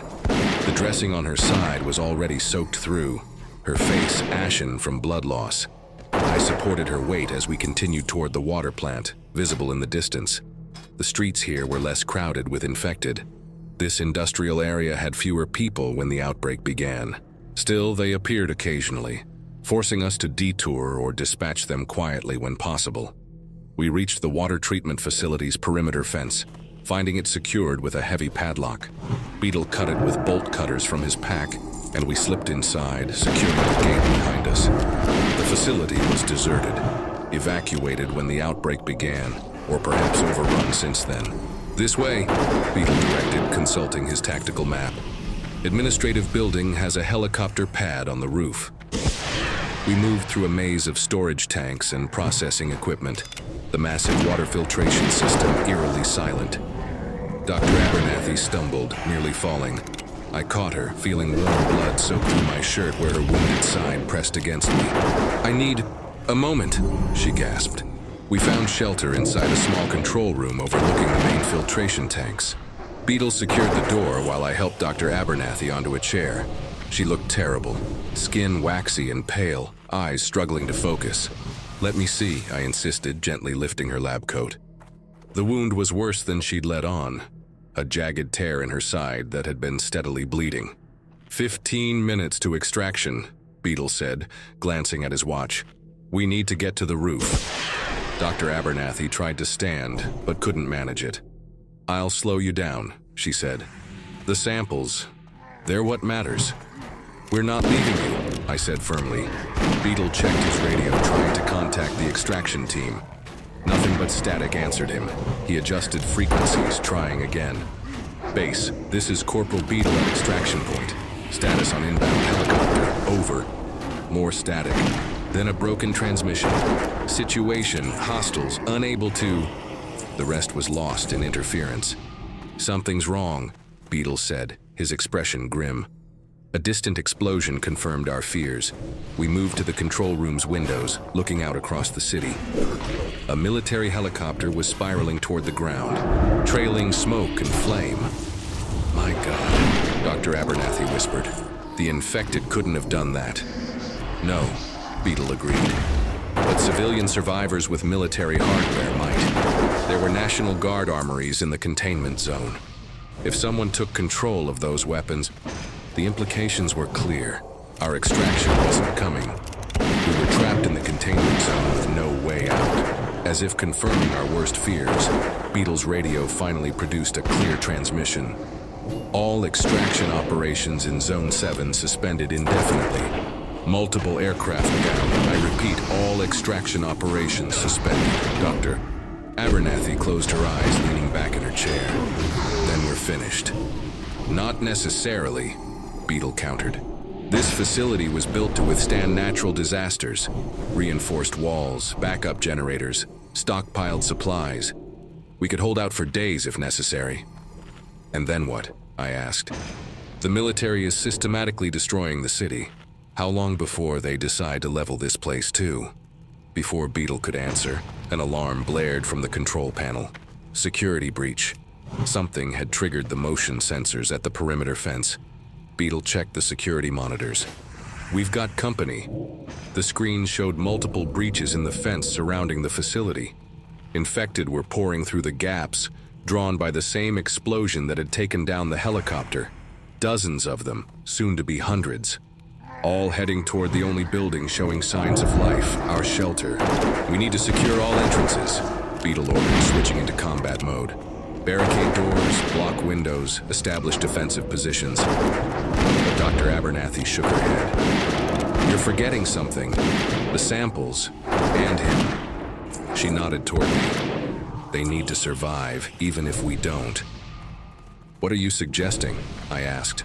The central filtration chamber is practically a vault, she explained. 12-inch concrete walls, specialized air filtration, completely sealed environment. It was designed to prevent contamination of the water supply. You want to hide there? Beetle asked. Not hide, preserve. She looked at me intently. If we don't survive, someone needs to find your blood. Understand what makes you immune. It's humanity's best hope. The weight of her words sank in. She wasn't planning for our escape. She was planning for after our deaths, ensuring that if rescue eventually came, they would find something worth saving. We're not dead yet, Beetle said firmly. First priority is securing this building, then we worry about last resorts. We moved quickly, barricading the control room's doors and windows. The infected had reached the main building now, throwing themselves against the glass doors at the entrance. The reinforced material held, but it wouldn't last forever under their relentless assault. Dr. Abernathy worked at a computer terminal, accessing the facility's systems. The filtration chamber can only be accessed with proper authorization, she muttered. But the emergency protocols. Her fingers flew over the keyboard as Beetle and I continued fortifying our position. The infected's moans grew louder as more joined the siege, their combined weight beginning to crack the entrance doors. Got it, Dr. Abernathy announced. I've overridden the security protocols. The filtration chamber is accessible, and I've initiated an emergency broadcast on all frequencies. What kind of broadcast? Beetle asked. A message, explaining about Ray's immunity, the location of the samples, coordinates of this facility. If anyone retakes this zone, if any military or scientific personnel survive, they'll know where to look, what to look for. Another crack appeared in the entrance doors. They wouldn't hold much longer. Time to move, Beetle said. Where's this filtration chamber? Dr. Abernathy pointed to a schematic on the screen. Lower level, through the main processing area, then down the central stairwell. Beetle helped her to her feet while I gathered the sample case and what few supplies we could carry. We exited the control room through a maintenance door, entering a maze of pipes and filtration equipment. The massive tanks loomed around us, steel giants now silent and still. We reached the central stairwell just as the entrance doors gave way. The sound of infected pouring into the building echoed through the facility, their hungry moans amplified by the concrete and steel surroundings. Down, Beetle directed. Quickly. Dr. Abernathy could barely walk now, the blood loss taking its toll. Beetle and I practically carried her down the stairs to the lowest level, a cavernous underground chamber housing the primary filtration systems. At its center stood a sealed room with thick glass windows and heavy steel doors, the secure filtration control chamber. Dr. Abernathy directed us to a keypad beside the door. Authorization code 7942 Echo Zulu. The door hissed open, revealing a sterile, climate-controlled environment filled with monitoring equipment and control panels. We carried her inside, laying her on the floor as gently as possible. The door, seal it, she gasped. Beetle hit the emergency lock button, and the heavy door swung shut with a pneumatic hiss, multiple bolts sliding into place. The chamber was now completely sealed, an island of sterility, a world gone mad. Dr. Abernathy's breathing was becoming more labored. She fumbled with the sample case, opening it to reveal vials of my blood, tissue samples, and detailed notes on my condition. "These need to be preserved," she said. "The refrigeration unit. There." She pointed to a medical cooler in the corner, designed to maintain specific temperatures for water testing chemicals. I carefully transferred the samples to the cooler. "Will they last?" I asked. "Months, maybe years if the backup power holds," she replied. "Long enough for someone to find them." Beetle stood watch at the chamber's windows. Through the thick glass, we could see infected beginning to fill the main filtration area, moving between tanks and equipment with their characteristic broken gait. "They can't get in here," he assured us. "These doors are designed to withstand industrial accidents." Dr. Abernathy attempted a smile that came out as a grimace. "Not the immediate problem," she whispered, gesturing to a room. A distant rumble shook the facility, dust raining from the ceiling. The bombing was getting closer. The military was continuing its systematic destruction of the containment zone, regardless of who might be trapped inside.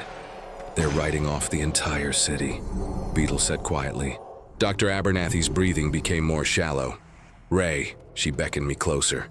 "There's something you should know. Your immunity. It's not just about survival. It's evolution." "What do you mean?" "The human body, constantly adapting. This virus, whatever it is, your system recognized it, fought it, contained it. 1 in a million, maybe 1 in 10 million could do that. Natural selection in action." Her voice was fading, each word an effort. "If humanity survives this, it will be because of people like you. Adaptable, resistant. The next step." Her hand found mine, squeezing with surprising strength. "I'm recording everything. Vital signs, blood work, tissue samples. The computer will continue monitoring you after I'm gone. Every piece of data matters." "Save your strength," I urged. She shook her head. "Too late for that. But not too late for one last contribution to science." As night fell, the power failed. Backup systems came to life, maintaining essential functions. Dr. Abernathy's breathing grew more labored with each passing hour. There was nothing we could do for her except make her comfortable. The infected remained outside, an ever-present audience to our slow demise. Some wandered away occasionally, drawn by sounds elsewhere in the facility, but others took their place. They were patient. Time meant nothing to them. In the early hours of the morning, Dr. Abernathy's condition worsened dramatically. Her breathing became erratic, her skin cold and clammy. The end was approaching. "Ray," she whispered. "Computer, recording everything, your vitals, your blood, oxygen levels, everything, even after..." She didn't finish the thought. "I understand," I said, holding her hand. "Humanity's future," she murmured. "In your blood, in your DNA." Her eyes closed. "Last specimen, preserve it well." Those were her final words. She slipped away quietly, her breathing simply stopping mid-exhale. No dramatic last gasp, no profound final statement, just the absence of life where it had been moments before. Beetle gently closed her eyes. "She believed your immunity could save people," he said quietly. "That counts for something." We sat in silence as the facility continued to shake with distant explosions. The bombing was systematic, moving closer in a grid pattern. Our turn would come eventually. "You should know," Beetle said after a while. "The area around the water plant will likely be one of the last they hit. Critical infrastructure. They'll want to preserve it if possible. You really think someone will find this place? Find us? Eventually, when they decide to reclaim the city, water treatment facilities are priority rebuilding targets. She mentioned last specimen, Beetle noted. What did she mean? I understood then. Me. I'm the last specimen. My body itself, not just the samples. The realization was both disturbing and strangely comforting. Even in death, I might serve a purpose. My immunity encoded in my tissues could still provide answers long after I was gone. The power failed completely. The backup generators, damaged by the bombing, finally gave out. Our sealed environment began to grow warmer as the air recycling system stopped. Oxygen would become our biggest concern. How long? I asked Beetle. Without air circulation? Maybe 12 hours before we start feeling the effects. 24 before it becomes critical. We sat in darkness, the only light coming from his tactical flashlight, used sparingly to conserve batteries. Why did you join the military? I asked, more to break the silence than from genuine curiosity. Family tradition initially, but I stayed because I found purpose there. Structure, meaning. He clicked the flashlight off, saving power. You. Construction was just a job, I admitted. Never found that purpose you mentioned. Until today, maybe. Being immune, being potentially useful. Useful is underselling it, he said. If they can replicate what makes you resistant, create a vaccine, you might save what's left of humanity. Morning came, though we could only tell by our watches. The chamber had grown noticeably warmer. The air thicker, harder to breathe. The oxygen was depleting faster than Beetle had estimated. Beetle's breathing had become labored. Checking. Options, he gasped, moving toward the control panels. But there were no options. The systems were dead without power. Do you think they'll find us? I asked. Eventually, Beetle managed. Dr. Abernathy's broadcast, if someone will hear it, will come looking. We sat side by side, backs against the wall, conserving what little energy remained. After a while, Beetle stopped responding entirely. I didn't need to check to know he was gone. Alone now, I thought about the strange journey that had brought me here. 12 hours ago, I'd been just another construction worker, invisible to the world. Now I was humanity's potential salvation, though I wouldn't live to see if that potential was realized. As my consciousness began to fade, I found myself hoping that Dr. Abernathy's broadcast would be heard, that someone would find this chamber, find our bodies, find the samples, that my immunity wouldn't die with me, but would instead lead to understanding, to treatment, to a vaccine. My last thoughts were not of fear or regret, but of an unexpected sense of completion. I'd found purpose in the most unlikely circumstances. Perhaps that's all anyone can really ask for. The darkness deepened, the air thinned, and I slipped away, surrounded by the remnants of civilization in a sealed chamber at the heart of a water treatment plant. Above, Syracuse continued to burn, the military's cleansing operation almost complete. But beneath the rubble, preserved in a concrete vault designed to protect the city's most valuable resource, my body remained, the last specimen, the final hope waiting to be discovered. In death, I wouldn't be invisible anymore. I would be the most important human remains on Earth. Not bad for a construction worker from Syracuse.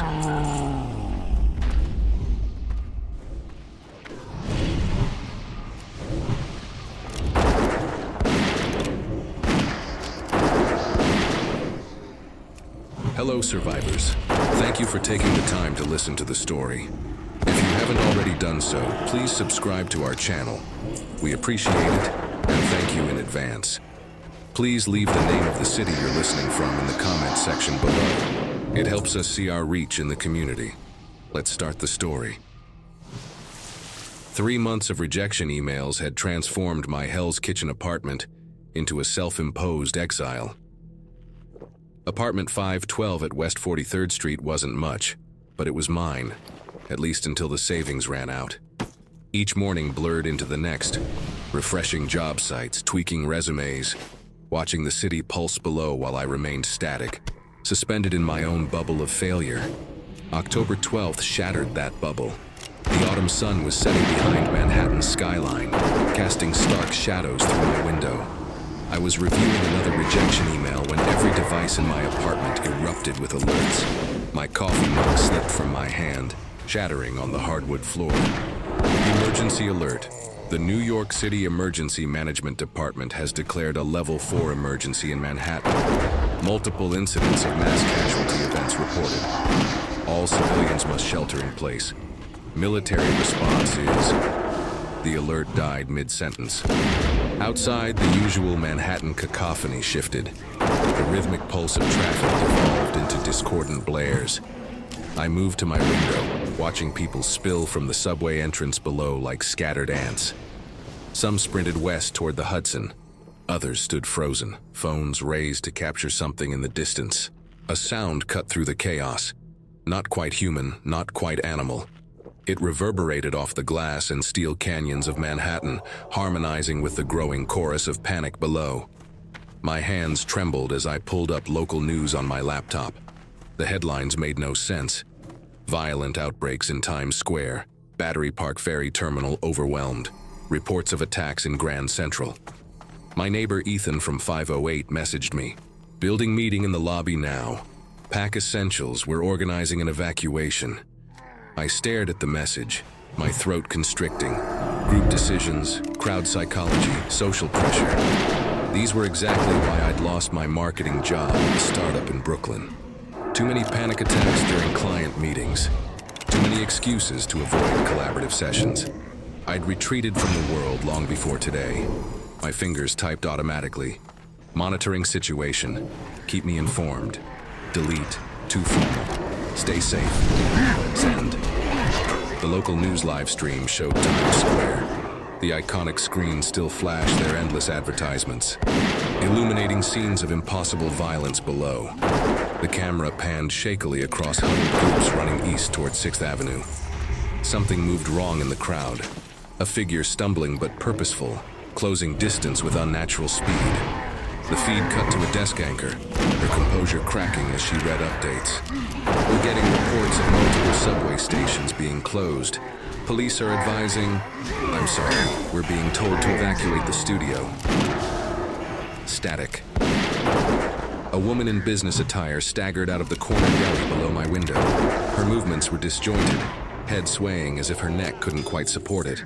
A bike messenger slowed to help. I pressed my hand against the glass, mouth opening to shout a warning that died in my throat.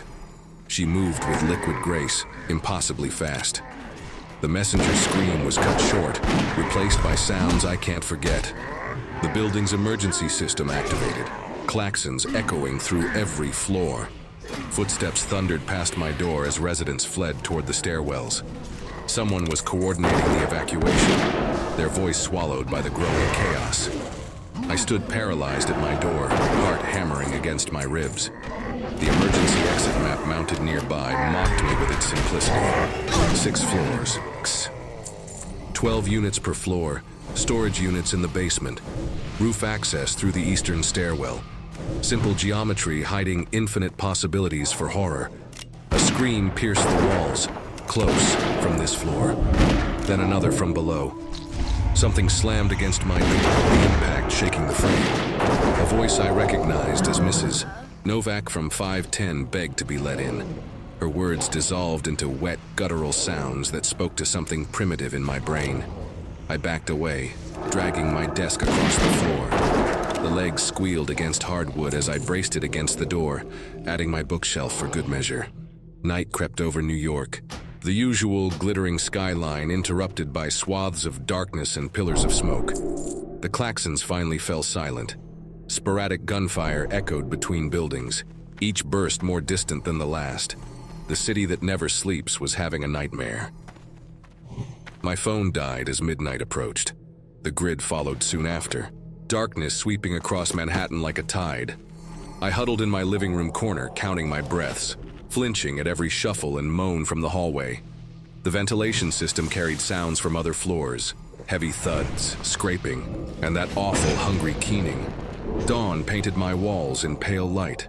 I forced myself to assess my situation with brutal clarity.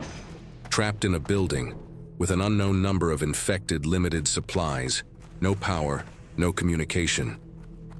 The city outside was falling apart, but my immediate universe had shrunk to roughly 8,000 square feet of potentially deadly territory. Years of avoiding human contact had made me intimately familiar with this building's rhythms and layout. I knew which residents worked night shifts, which apartments might be empty, where the maintenance staff kept their supplies. My self-imposed exile had become a survival guide. I could hear them moving in the hallway, searching with endless patience. Their shadows passed under my door, pausing occasionally as if scenting the air. Time stretched like taffy as I planned my next move. I'd spent months hiding from the world. Now the world was full of things that wanted to tear it apart, and hiding might be the only way to survive. Welcome to my new reality. By 6 p.m., the city's lights flickered uncertainly against the growing dusk. 4 hours into this nightmare, and I was running out of options. A quick inventory of my apartment revealed the harsh truth. 2 cans of soup, half a loaf of bread, some protein bars, and 3 bottles of water. The power had been fluctuating for the past 30 minutes, each flicker a countdown to darkness. The maintenance office was on my floor, just past the eastern stairwell. Frank, the day supervisor, kept spare keys there for emergencies. If I could reach it without encountering any infected, I'd have access to every apartment in the building. The thought of entering other people's spaces made me queasy, but survival was overriding social anxiety. At 6:30 p.m., I pressed my ear against the door, mapping the sounds outside. The infected moved without pattern, their footsteps a chaotic shuffle punctuated by inhuman moans. I started timing the intervals between their passes, searching for a window of opportunity. My hands shook as I removed the barricade at 6:45 p.m. The hallway carpet would muffle my footsteps, but one creak from the floorboards underneath could draw attention. Months of listening to my neighbors' routines had taught me which spots to avoid. The maintenance office was 30 feet away. I eased my door open, wincing at the whisper of hinges. Emergency lights cast sickly shadows from their battery backup. An overturned laundry basket spilled clothes across the floor. Something dark stained the wall near the elevator.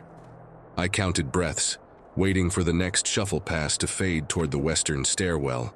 One step into the hallway, another. The carpet absorbed each careful footfall. Past 511, dark and silent. Past 510, where Mrs. Novak's final scream still echoed in my memory. The maintenance office keypad glowed faintly. 4917. The lock disengaged with a click that seemed deafening in the quiet corridor. By 7 p.m., I was inside, easing the door shut behind me. The key cabinet hung on the far wall, its glass face reflecting the dim emergency lights. The master key ring sat exactly where Frank always kept it, third hook from the left. I decided on apartment 504. Its resident was in Europe on business according to the gossip I'd overheard last week. Getting there meant crossing the kill zone near the elevators, but I had no choice. The hallway seemed darker now, the emergency lights creating more shadows than illumination. At 7:15 p.m., I reached 504. The lock turned smoothly. Inside was a mirror image of my apartment, but decorated in stark minimalism. No family photos, no personal touches. Perfect. The kitchen yielded protein bars, dried fruit, and 5 bottles of water. The bathroom had a full first aid kit. A thud from the hallway sent me ducking behind the kitchen counter at 7:30 p.m. Heavy footsteps approached, accompanied by that awful keening sound. Multiple infected, moving together. I stayed frozen as they passed, counting seconds that felt like hours. When the sounds faded, I risked a peek through the peephole. The hallway was clear, but something had changed. The door to 506 now hung open, darkness yawning beyond. My path back was blocked. The eastern stairwell was too exposed, and the western stairs meant passing 506. Time crawled toward 8 p.m. I was trapped in a stranger's apartment, watching my escape routes dwindle. Through the ventilation system, I could hear movement from other floors. The infected wandering aimlessly, their moans echoing through the ducts. A rhythmic tapping caught my attention just before 8 p.m. Not random like the infected's movements. This was deliberate. Someone else was alive in the building, trying to communicate. The sound came from 502, 3 quick taps, pause, 2 slow taps. A pattern. As darkness settled over Manhattan, I weighed my options. The smart play was getting back to my apartment before full night fell. But the tapping continued, patient and steady, like a heartbeat in the dying building. I took out my keys and positioned them against the wall. 3 quick taps, pause, 2 slow taps. The response was immediate. 4 quick taps, a new pattern, a new choice. The infected shuffled past in the hallway, their shadows dancing under the door. I had supplies now, but no real plan. 6 hours into this nightmare, and I was facing a choice between safe isolation and unknown connection. Sometimes survival means reaching out, even when reaching out is what you fear most. Dinner p.m. Manhattan's skyline was now more dark than light, power outages spreading like cancer through the city. From apartment 504, I watched infected shamble through the hallway, moving without pattern or purpose. They'd react to any sound with animalistic intensity, but there was no intelligence behind those dead eyes. The tapping from 502 continued. My window of opportunity was shrinking. In full darkness, every move would become exponentially more dangerous. The building's emergency exit map showed a maintenance crawl space between floors, accessible through panels in each apartment's utility closet. By 8:30 p.m., I had the utility closet panel unscrewed using a coin from my pocket. Each metallic scrape made me wince. An infected slammed against the apartment door, drawn by the noise. The crawl space was tight, maybe 2 feet of clearance, filled with dust and cables. My claustrophobia screamed at me to find another way. The door frame cracked. No more time for hesitation. I squeezed into the space at 8:45 p.m., pulling the panel closed behind me. The metal framework creaked under my weight as I belly crawled toward where I thought 502 should be. The building's bones carried sound in strange ways. Running out of food. Tried the radio again. They're everywhere. At 9 p.m., a scream from below made me freeze. It cut off abruptly, followed by that wet, tearing sound that would haunt my nightmares. The framework vibrated with heavy impacts, another life ending violently. I pressed my forehead against a cool pipe, fighting waves of nausea. The tapping started again. Closer now. Following the sound brought me to a ventilation duct around 9:15 p.m. Before I could investigate, a massive crash echoed through the building. The infected below went into a frenzy, their moans rising in pitch. Through gaps in the floor, I watched them swarm toward the noise like a tide of bodies. A maintenance ladder connected this level to the floor above. I reached it at 9:30 p.m., just as infected started pouring into 504. Their mindless persistence would eventually lead them everywhere. No space was truly safe. The 6th floor was dark when I emerged at 9:45 p.m. The bedroom window opened onto the fire escape. Far below, infected wandered aimlessly. Others blindly clawed at the building's facade, falling repeatedly but continuing upward, drawn by the sounds of life above. 10 p.m. The fire escape creaked as I stepped out. Wind whipped between buildings, carrying distant screams. Smoke rose from multiple locations, but no sirens, no helicopters, no signs of rescue. My apartment window was 4 floors down and 2 units over. The fire escape didn't connect directly. I'd have to cross the decorative limestone trim between windows. By 10:15 p.m., I was inching along the ledge, pressed against cold stone. Don't look down. Don't think about the height. Don't think about the wind. Just move. Each shuffle brought me closer to my window. Sweat froze against my skin in the October air. Above, infected spilled onto the fire escape, their collective weight making the structure groan. They fell randomly, bodies smashing against concrete below, but more took their place. 10:30 p.m. Almost level with my bedroom window when glass broke below. The infected's endless wandering had brought more of them into the building. My arms shook from strain. The ledge crumbled slightly underfoot. No time left for careful movement. I gathered my legs under me, took one deep breath, and jumped. Time stretched like rubber as I sailed through empty space. The window seemed to retreat with each heartbeat. Below, infected wandered without noticing, their dead eyes fixed on nothing. The impact knocked the breath from my lungs. My fingers found purchase on the sill as my feet scrabbled for grip. For one terrible moment, I hung suspended between sky and street. Then I was through, rolling across my bedroom floor at 10:45 p.m. Outside, the infected continued their aimless shuffle, unaware they'd lost potential prey. I lay gasping, muscles trembling from adrenaline and exhaustion. 8.5 hours since the first alert, and everything had changed. The backpack of supplies dug into my spine, a reminder of what survival cost in this new world. Through the walls, I could hear them moving without purpose or pattern. The tapping from before had stopped. Whoever had been trying to communicate was either gone or had given up. As I barricaded my bedroom window at 11 p.m., movement caught my eye. On the roof of the adjacent building, a figure waved desperately in my direction. Even at this distance, I could tell they were alive, their movements too coordinated, too human. Another survivor, another choice. Manhattan's dying light cast long shadows across my floor, leaving me alone with the darkness and the decision. The figure on the adjacent rooftop was still waving at 10:45 p.m. Through my binoculars, a remnant from a short-lived bird-watching phase, I could make out details. Female, athletic build, carrying what looked like climbing gear. She pointed urgently at something above my building.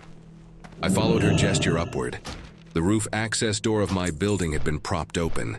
In the 9 hours since this started, I hadn't even considered the roof as an entry point. She pointed at herself, then at my roof, making a crossing motion. Her intent was clear. She planned to find a way across. The adjacent building was slightly taller than ours, maybe a 15-foot gap between structures. The maintenance ladder on their side could serve as an anchor point for climbing gear. My hands grew sweaty just thinking about it. She disappeared from view at 11 p.m. Minutes later, I heard movement above, controlled. Deliberate sounds distinct from the infected's chaotic shuffling. I pressed my ear against the ceiling, tracking her progress. A metallic scraping suggested she was securing climbing equipment. At 11:15 p.m., a rope dropped past my window. The woman appeared moments later, rappelling down with practiced efficiency. She hung there, looking at me expectantly. Opening the window meant compromising my sanctuary, but leaving her outside wasn't an option. I cracked the window. "You're insane," I whispered. "And you're wasting time," she whispered back, her voice carrying a slight accent I couldn't place. "There's a horde moving through your building's first floor. They'll spread upward soon." The window squealed slightly as I opened it wider. She slipped inside with fluid grace, immediately moving to help me reseal the opening. Up close, she looked to be in her early 30s, with short dark hair and the lean muscle of a rock climber. A tactical backpack hung from one shoulder.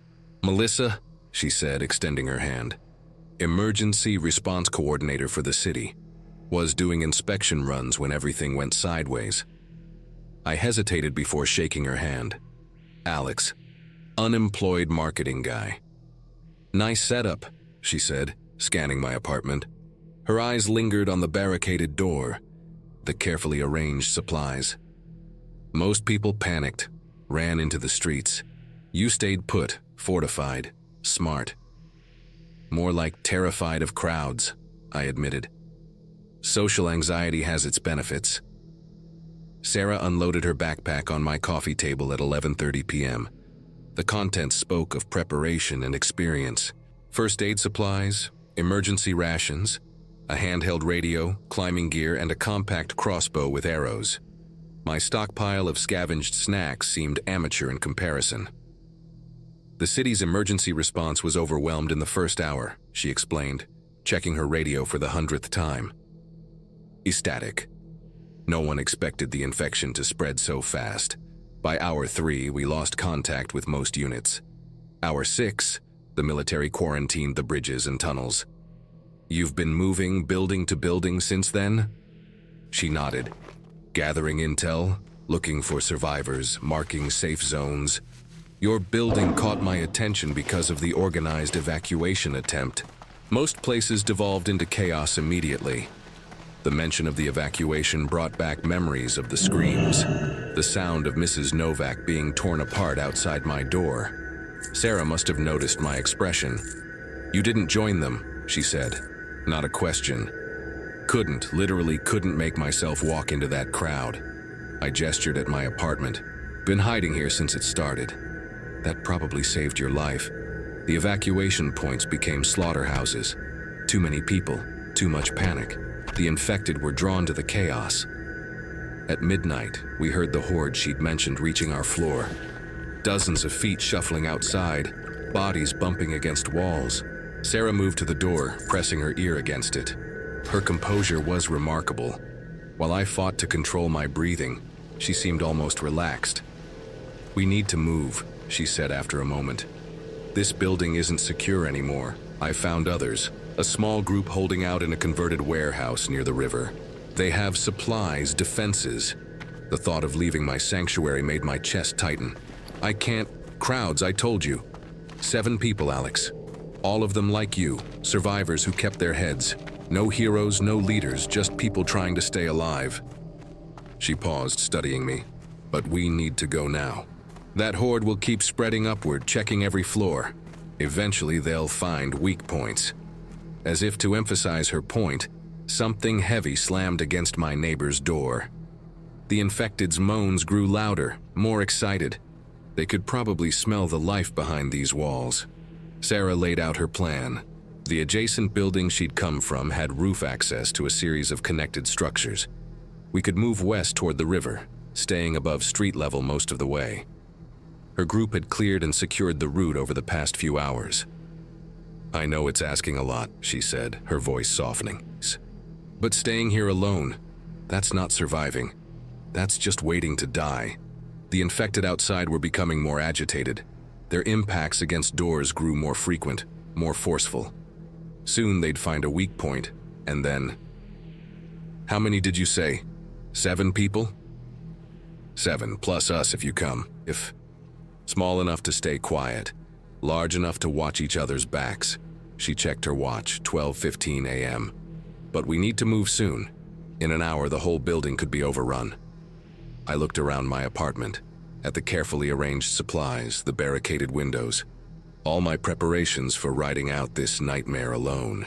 But Sarah was right. Sooner or later, something would give.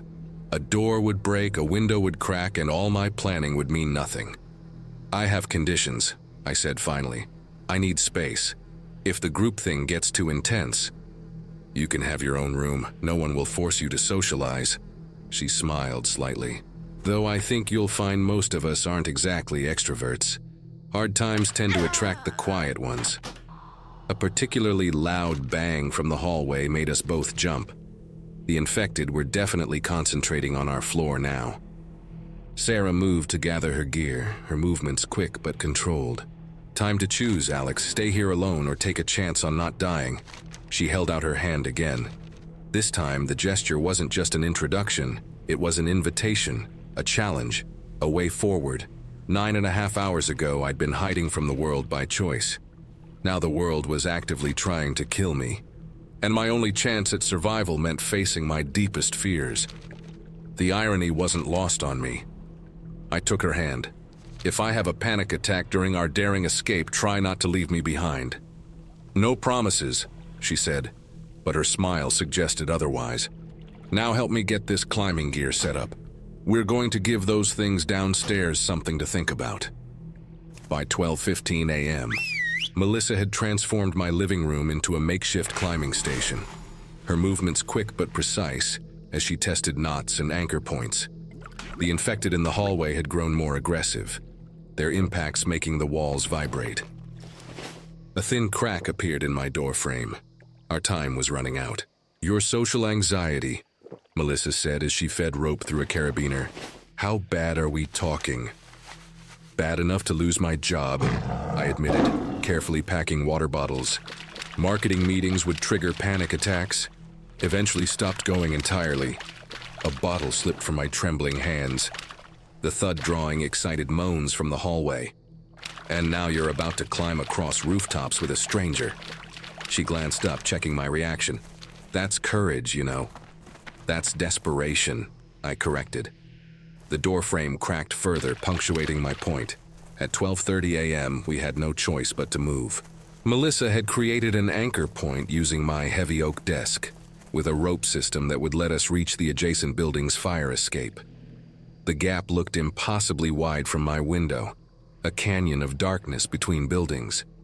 "I'll go first," she said, double-checking her harness. "Watch how I do it. The technique matters more than strength." She demonstrated the proper grip, how to control the descent. "And Alex? Don't look down, no matter what you hear."